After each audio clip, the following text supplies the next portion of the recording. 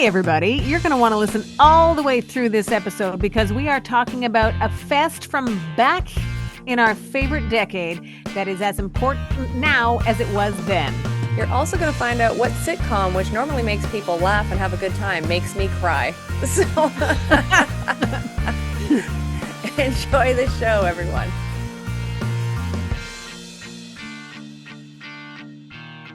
Well, look at us back for a whole other show. Kel, how are you? I am rocking it. You know what? I feel we haven't mentioned Adam's name in a while, and I saw him in the kitchen at work the other day. Oh, did you? I saw that he was snooping on our messenger group. So he Really? saw that we had a recording today. Well, he'll have to wait for the show. Yeah, he Like will. everybody else. Yep. Crazy. Well, we've got a lot of show to get to because the world is busy. And the fact that we get to return to things like Lilith Fair, which we'll get to in a moment. We've got a couple of TV updates, kind of an anniversary and kind of a Kelly and her delayed reaction, but getting caught up. Kelly's trivia will be very much in real time, though. And that will be an experience that you might not even have thought you were ready for, mostly because you're not. In a good True. way. Hey, your 90s rewind will be like a highlight music reel of why the 90s were so great. Yeah. And having mentioned Lilith Fair, it's all Lilith all the time now. The documentary is called Building a Mystery, getting all kinds of attention, not just because the subject matter is still so good and the music is still so good as it always will be, but because of the community and the support that it was intended to showcase at that time back in the late 90s that's being called upon lately. So I figure we should start there, Kel. Agreed. This documentary hits me right in the feels because I remember when Lilith Fair was a happening, and I Hmm. went to one in Montreal, and it was fantastic. It was just the whole idea of all these great musicians Yeah. performing and supporting one another and and bucking the system, which sadly for anybody that's um younger, Mm. just say it, you would have to be younger for this to be shocking. That programming, whether it was for radio or for video channels, it wasn't often that you would see back-to-back female artists Hmm. because some radio programmers, and I worked for one, said, well, you can't play two female artists back to back. People are going to think that's all we play. Oh my goodness. I had a boss that's actually said that. And he wasn't even that old at the time. So it was a real mindset of how the world worked in their mind, Yeah. which is ridiculous because shouldn't we have been offended by the idea that if people heard two male artists back to back, that they would have thought that's all we played? And probably yes. And probably that they would have been okay with that. Yeah. Good music is good music. But Hmm. this many years later, we can say that with some sense of clarity. That said, there are still radio programmers who think the old way, like, oh, and I know this because of friends that I have in bands that receive that kind of feedback. The Damn Truth, the band from Montreal that does very well all over the world. But for some reason, there's little pockets of the world in North America where they have met with programming people that say, oh, we've already added our quota of female fronted bands or female singers. Like, true story. Is that It's ridiculous? in this day and age, it's absolutely ridiculous. That they're saying it out loud, first of all, Yeah. that they're doing it is one thing because it's a head shaker, but that they're saying it out loud in 2025, you're like, you can't believe what you just said. Yeah. It's so But crazy. it's happening. So those notions, however antiquated, are still in place. But to be able to look back and see that the triumph that was Lilith Fair as a touring festival was so successful and so important um, makes this documentary worthwhile. I mean, the Hmm. behind the scenes stuff, I think we've talked about that. And I've spoken with a couple of my colleagues at my radio station that that reminder of the camaraderie behind the scenes backstage was something that was really very supportive and positive. So Hmm. it's neat to have like a fly in the wall perspective on that. Yeah, it's I was able to watch the doc just a few nights ago, and totally enamored by it, always enamored by Sarah McLachlan. And just even getting to know like Paula Cole a little bit more, because she was featured quite a bit. Sean Colvin, Lisa Loeb. They actually spoke to Jewel quite a bit also in the doc. And Hmm. so I just wanted it to keep going. Like I wasn't ready for the doc to be over after. I think it was an hour and 38 minutes, I think. I watched it on YouTube. And so but I actually like I really liked it. I wish there had have even been more behind the scenes stuff, like seeing how because they did show snippets of these press conferences that the ladies would do before each, gig, Yeah. and some of the ridiculous questions they were getting and would have to answer, and Sarah would have to answer. Like I already have mad love and mad respect for Sarah McLachlan, but to see like her handle that so eloquently, like my respect level goes up even higher for her. And it's like she had to be the grown up in the room. You know what I mean? Like legit with Yeah. journalists that should know better. So, Well, and there's that. I mean, we've been in situations, you and I separately, about where you get to speak to the artist, where there's a bunch of other journalists, and you know that your time is somewhat, um, you don't have all the time in the world. mhm, So you know that your questions are going to get, someone else is going to ask the same question. So you want to make sure that you at least get the sound bite that you're looking for, right? So that you can mhm. bring that back to work and build on that. But there's some level of self-respect. Like it's like they forgot that they were going to be seen or heard having asked those Yeah. questions. I don't think they cared. I think it was like back in the 90s and they're like, like this is what we think and this is what I'm saying and this is what And I'm maybe doing, but maybe the focus was just on maybe they didn't even think that they would get seen again. But haha, last maybe. laugh. Yeah. So Mad Love, if you have a chance to watch it, please do. And I did not get to a Lilith Fair. So when they were here in Montreal, who were the artists on? Do you remember some of the other? Well, there was a lot, right? Because there was three stages, but the standouts were I think Sean Colvin was there. Certainly the Indigo Girls were a highlight for me because I think in my life of loving that style of music, their brand of harmonies, the way Mhm, they play, the guitars that they play, there's such a specific sound to them, and they've got a real, finger on the pulse of an actual human experience. That's why I love the Indigo Girls. I think I've seen them 13 times. So that okay. was one of the, I think probably my third or fourth time seeing them at that time. So they were standout, and that they all came, and they all sing together.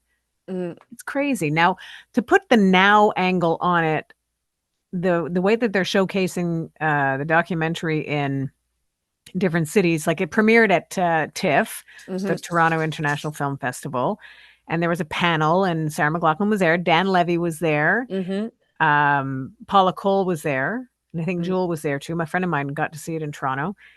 Um, and then a week after that, they were in LA, and it was all around. There's a whole bunch of stuff going on in the United States with some heavier issues, certainly, but when it comes to certain freedoms, like of speech and support of all people, Sarah McLachlan announced at the LA screening that what was supposed to be a planned performance by the artists that were there was not going to happen. And it was in support of those voices that were basically being attempted to be silenced. So the trans crowd or the women, or like there was a list, there is a list, an ongoing list all the time of people that need support that for some reason make other people's lists of uh, reasons why they don't need basic human rights. So Sarah McLachlan said, because of that, because we stand with everybody, we won't be performing tonight in solidarity with that. And she got an ovation for that. mm.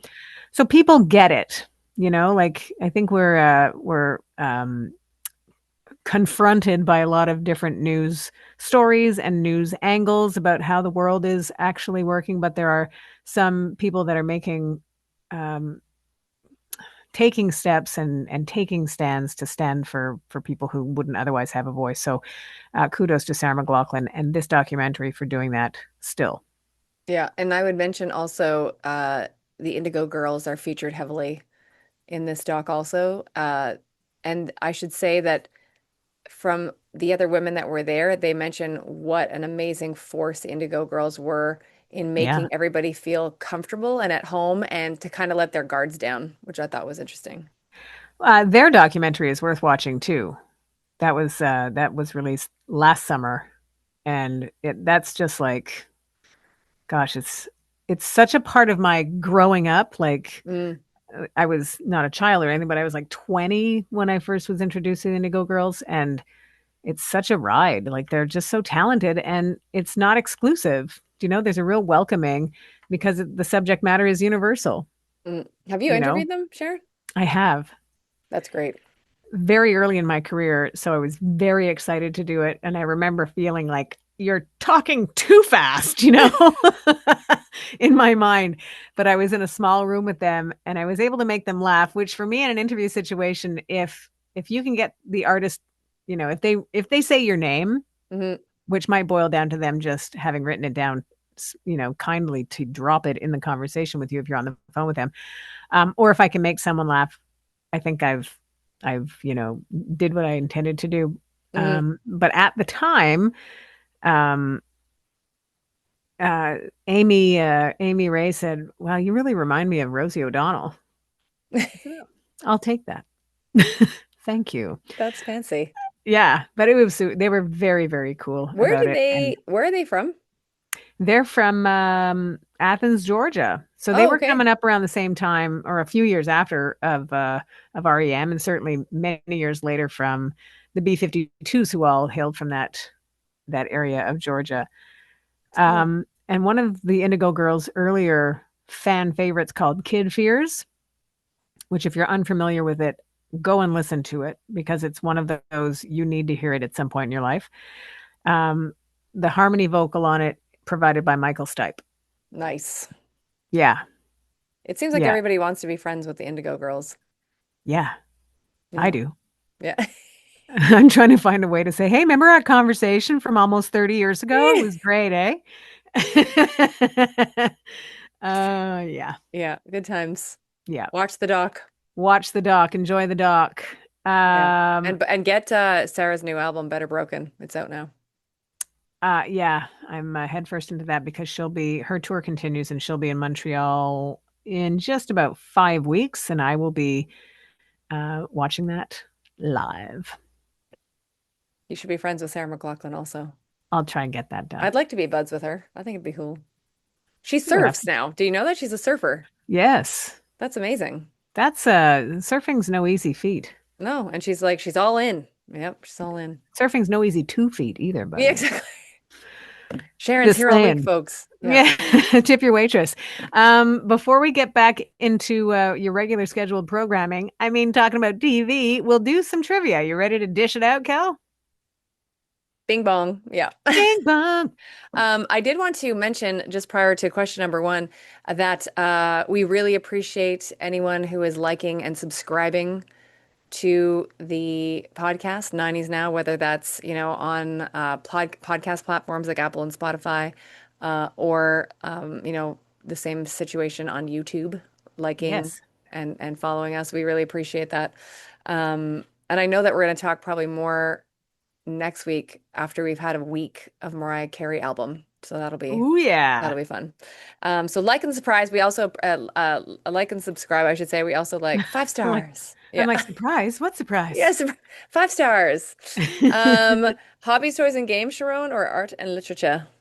I will take hobbies, toys, and games. Alrighty, here we go. Launched in 1993, how many original Beanie Babies were there? Oh my gosh. 30. Less than 15. I was gonna say 12 at first. Don't say that now. How about 9? Yay, Sharon! I mean, Get where do I three. come up with these right answers when given the shot to give 4 Yeah, answers? being slightly fed the answer also. Uh, Yeah, keep going. yes, right. Lower. Keep, this is art and literature. Which 90s Alex Garland novel is set in a secret, undiscovered paradise somewhere in Thailand? Do you know the answer to this question? I do now that I've seen the answer. Ah, We as will I. I'm gonna say Sisterhood of the Traveling Pants. Nice. I think that's your go-to when you don't know. The I know. beach. Yeah, Ooh, I wouldn't have got that. the beach. Very nice. I love the idea of the beach, though. Yeah, yeah, that's fancy. I want to go back to the Beanie Babies and there being nine. I wonder if there was a reason why there was nine. There must be. We should chat GPT that. Because in my mind, I think 10, or Yeah, like, yeah, yeah. because 10's a nice solid number. Hmm. You have 12, you call it a dozen, Yeah, nine.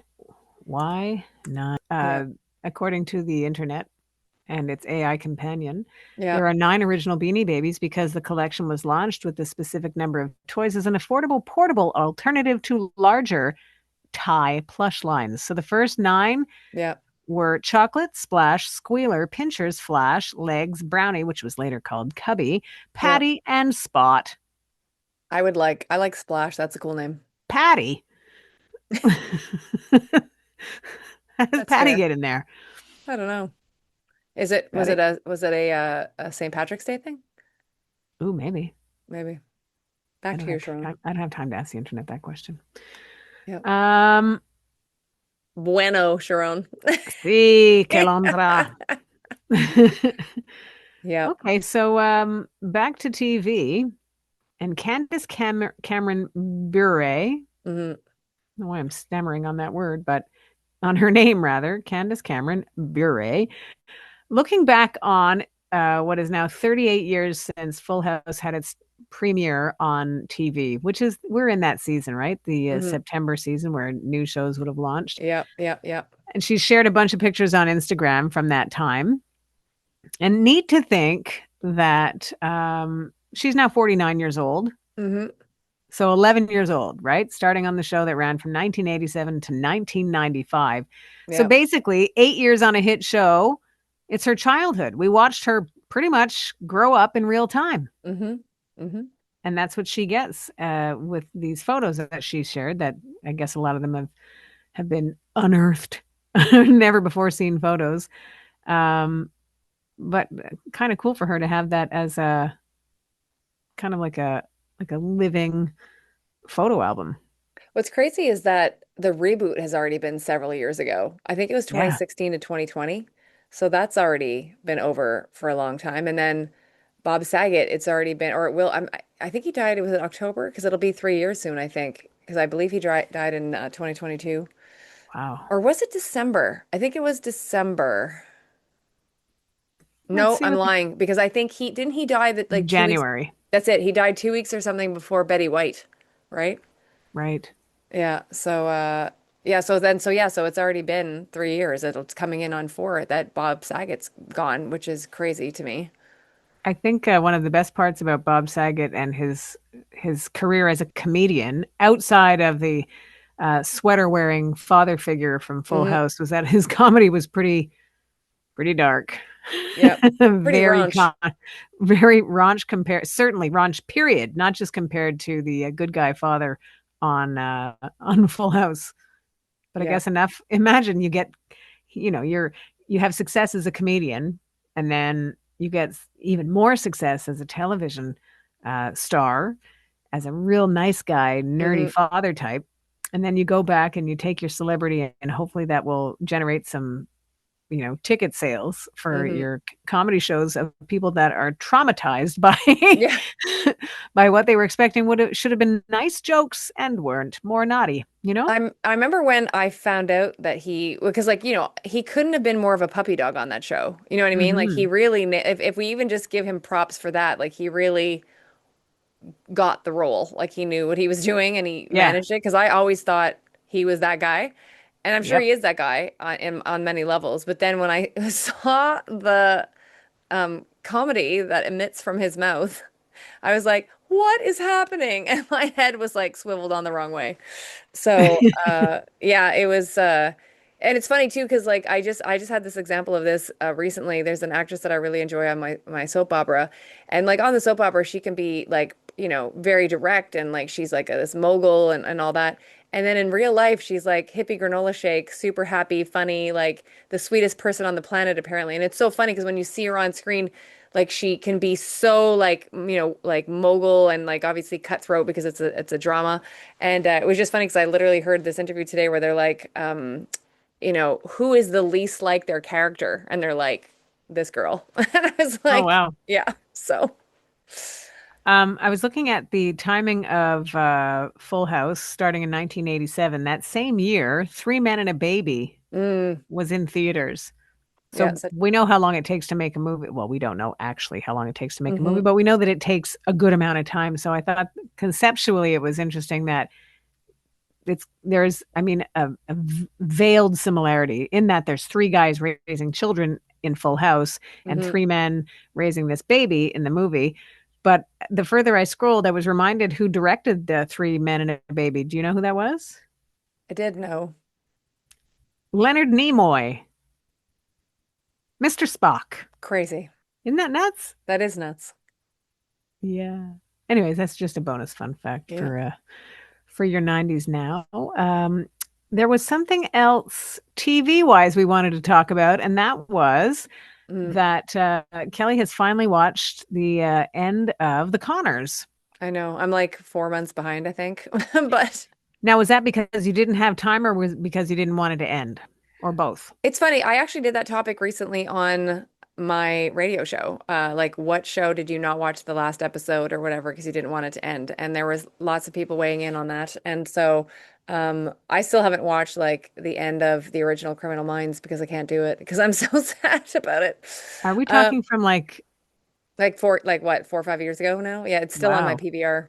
Yeah. Anyways, but yeah, so it was a bit of both. I was very busy and then also was kind of too sad to say goodbye. And so anyways, I recently powered through. I think I had like 4 episodes or maybe five to get through. And Hmm. obviously with them being only 22 minutes, it didn't take too long to get through them through a couple of exercise sessions. And Very good. I am not surprised, but was surprised a little bit in the fact that I literally teared up. Oh, yeah, I did. Yeah, Totally. I really teared up like just and even like before the last like line was said, like I was tearing up and I knew the last scenes were kind of coming and I could see like last time characters were kind of maybe going to be on screen together and stuff. So Yeah. and it did shock me because I was in the throes of working out also. So like, I'm all like pumped up and whatever and then I'm like, "Oh, there's a tear." Like this. So, Well, imagine all the years that we have given to this family, and we hmm. watched them grow up too. Yeah. For Roseanne to have ended when it did, and then to get the reboot, and then to have, hit a rocky patch, Yeah. and then to again be revived because of the commitment to the I would have to say the commitment to the family Hmm. ultimately, because on screen they're a family, off screen they're a family too. They've known each other for years and years, and I think they did a fantastic job of telling that story in a way that brings you in. Yeah. Like I a mean, it was a million percent. sitcom, right? Like, so Yeah. there's going to be times you're like eye rolls or whatever, but content wise, they really did hit on very universal themes. Yeah. And they always, I don't think I've ever seen, apart from like some of the, like when I think the original went a bit off the rails there that last season or whatever. Hmm. But they're usually so bang on with hitting topics that would affect that type of family, or that, yeah, from middle America, you know what I mean? Right. And so, and then those are very universal to many of us. So, I think they nailed it. I always have an affinity for the Darlene character. Like I've loved that character forever, and also I'm similar in age to Sarah Gilbert, so she's always been amazing. And I was just so happy too that they were able to bring back the original Becky. I did Me like the too. replacement Becky also, but I love Leslie Goranson. So And I like that the replacement Becky was on at the beginning of the Connors. She made yes, her return too, so I thought that was really cool. They did a good job of giving everybody their time. yeah, I think that Lizzie Goranson's timing as an actress is spot on. She's she's very good. yeah, Her tone, the sarcasm. I mean, they all have sarcasm on that show, mhm. but I thought she did a great job. I think my favorite character, period, is always going to be Jackie because Oh she's yeah, a total kook, yeah. and And Laurie Metcalf always goes yeah, 1,000% in. Like and Melissa McCarthy go I was just in. going to say that they Yeah. should put these people together. Yeah. My gosh, Melissa McCarthy and the reels that pop up. I mean, all you have to do is like one thing for a Yeah. thousand other reels to show up in your feed. But if it's Melissa McCarthy, you will not be disappointed. Man, she's funny. Oh my Yeah. goodness. Yeah. And I feel like it'd be interesting actually to see, and I would assume that Melissa McCarthy has been influenced by Laura Metcalf. No doubt. Like they're so similar in their approach to it.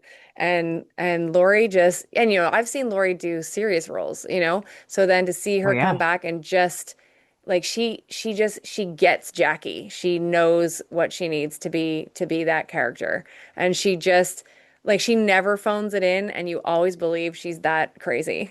So it's like amazing. Hilarious. Yeah.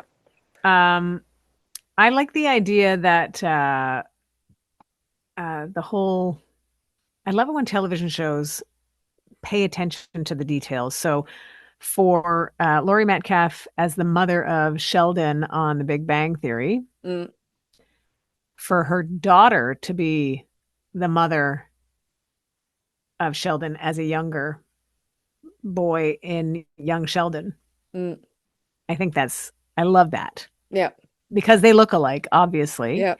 And then we get to see the spinoff of that, which was it Georgie and Mandy's First Wedding, which is a Yeah, very, I think very good so. show, by the way. Yeah. It's very funny, classic sitcom, uh, great one-liners and stuff. But we get to see Laurie Metcalf's daughter in that too. Yeah. Truth. Love them. So my heart will always be the Connors. Yeah, and they still rerun, so you can still Yeah. watch them. Yeah.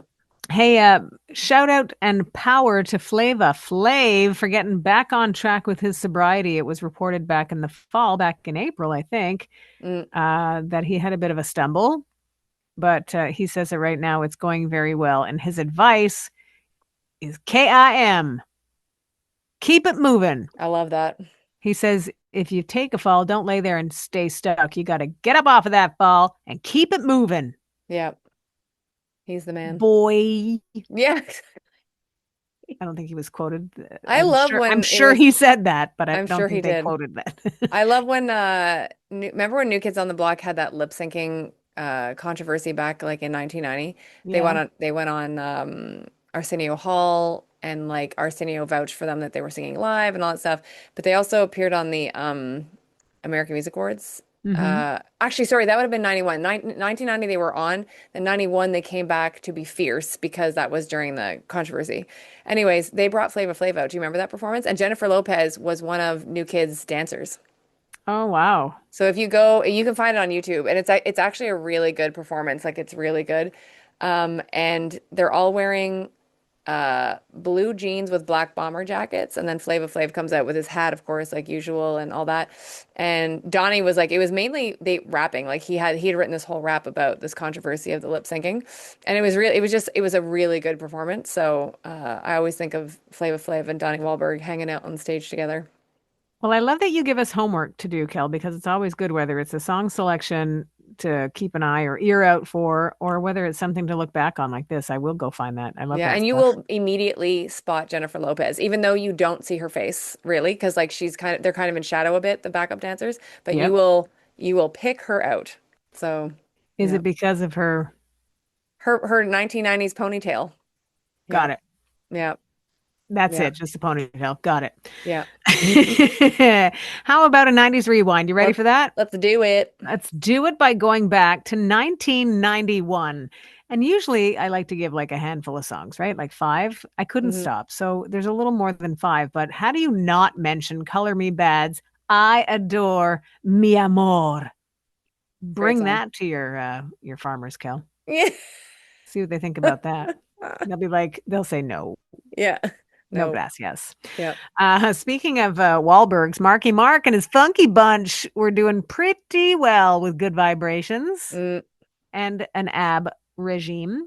mm, Boys to Men, kicking it Motown Philly style. What energy off that song, eh? yeah.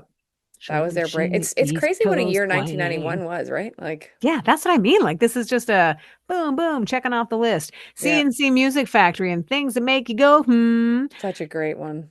Throwback also, you just mentioned Arsenio Hall. Yeah. Wasn't Arsenio the guy that brought that up in the first place, right?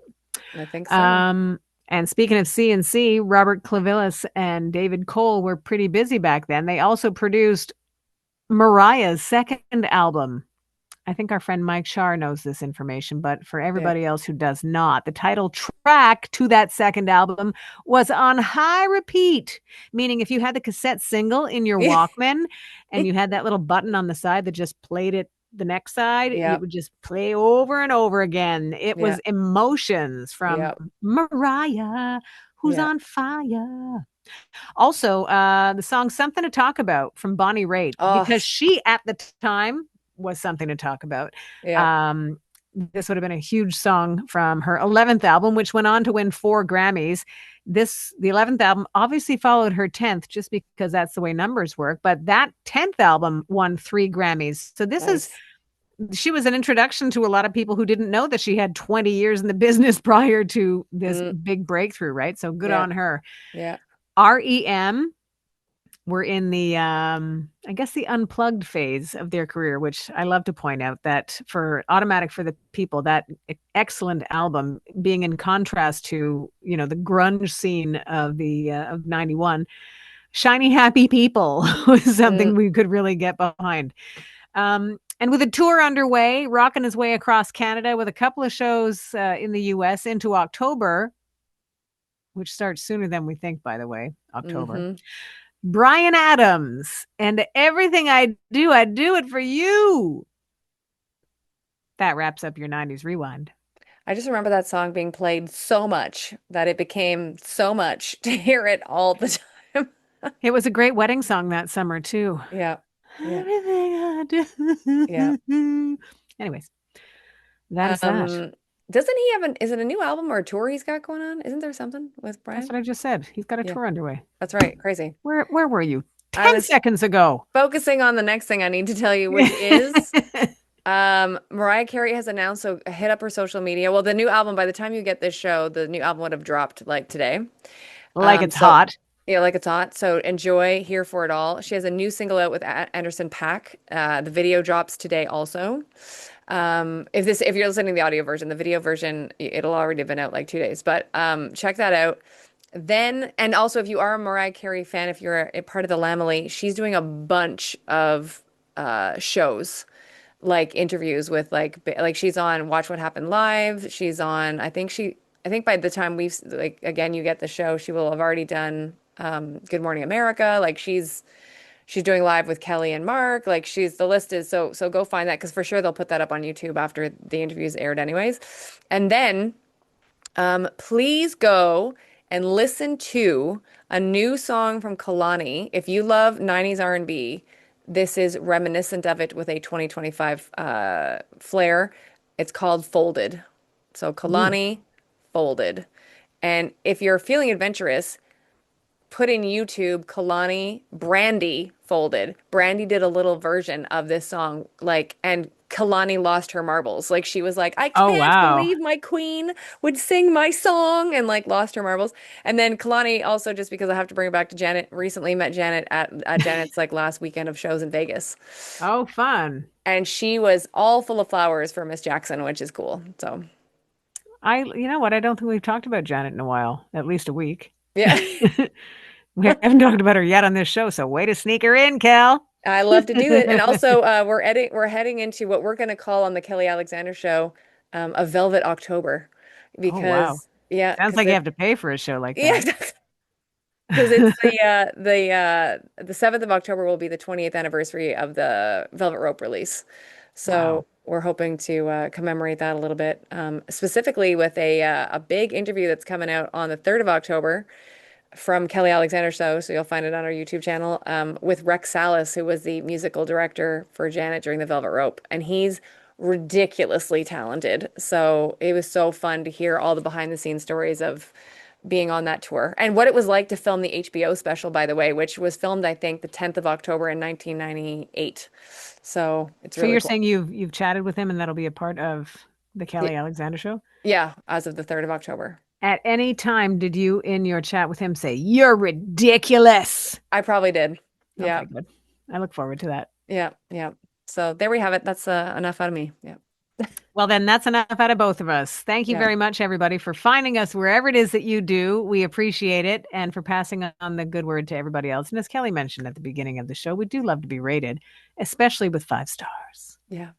Thumbs up. And we appreciate that Subscribe. you hit that subscribe button. That really helps us a lot. So That we really appreciate pays the rent. it. Yeah.